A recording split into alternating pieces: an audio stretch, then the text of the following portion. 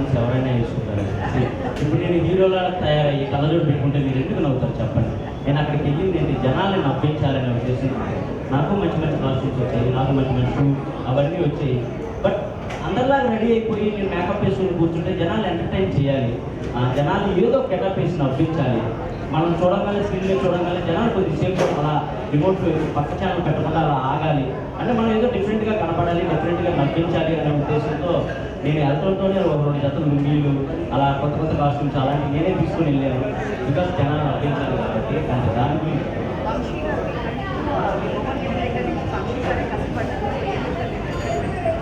ప్రజలు కదండి కష్టపడాలి. అమ్మా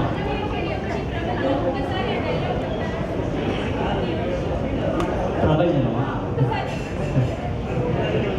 నేను ఢిల్లీలో చెప్తానమ్మా, ఇప్పుడే యాడ్ చేశాను అనుకో, వాయిస్ పోయింది అనుకో, మళ్ళీ సన్నగా ఎలా చేయాలి నేను. సో అది అమ్మా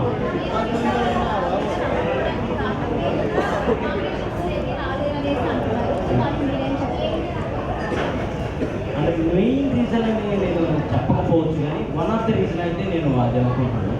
ఎందుకంటే నామినేషన్స్లోకి రావాలి నాకు కొన్ని వీక్స్ గడిచిన తర్వాత అర్థమైంది, నామినేషన్స్లోకి వస్తేనే ఓట్ బ్యాంకింగ్ అనేది క్రియేట్ అవుతుంది, అప్పుడే మనకు అలవాటు జనాలు ఓట్లు వేస్తారని. బట్ నేను ఎప్పుడు నన్ను నామినేట్ చేస్తారని భయపడేవాడిని కాదు, కానీ వేరే వాళ్ళని నామినేట్ చేయాలంటే చిన్న బాధ వేసేది. ఎందుకంటే వాళ్ళతో కలిసి కామెడీ చేసేవాడిని, వాళ్ళతో కలిసి వంట వండేవాడిని, వాళ్ళతో కలిసి పని క్రియేట్ చేసేవాడిని. అలా ఉండి ఒక్కసారిగా వాళ్ళు వీకెండ్ రాగానే వాళ్ళని మీరు ఇది చేశారు, మీరు ఈ తప్పు చేశారు అని వాళ్ళు ఏదైతే చూపించాలంటే నాకు ఎక్కడో చిన్న మొహమాట ఉండేది, అంత చిన్న భయం బాధ అనిపించేది. అంటే నేను పక్క వాళ్ళలో తొందరగా తప్పు ఎత్తికే క్యారెక్టర్ కాదు నాకు. సో దానివల్ల కూడా నాకు మైనస్ అయింది. నేను ఎక్కువ తప్పు ఎత్తికేవాడిని కాదు ఎవరిలో, సరే మనోలే కదా ఏదో ఆటలాంటిలా అలా వదిలేసేవాడిని. సో అది కూడా నాకు మైనస్.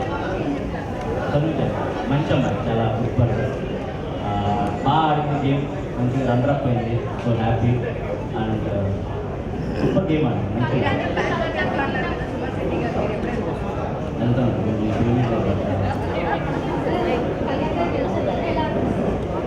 హ్యాపీ, నేను చాలా హ్యాపీ. వాడు కళ్యాణ్ డిమోన్ వీళ్ళిద్దరు నాకు లాస్ట్ ఒక 5 వీక్స్ నుంచి బాగా కనెక్ట్ అయిన పర్సన్స్. అదే నేను మీరే కదా ఓట్ చేసి గెలిపించారు.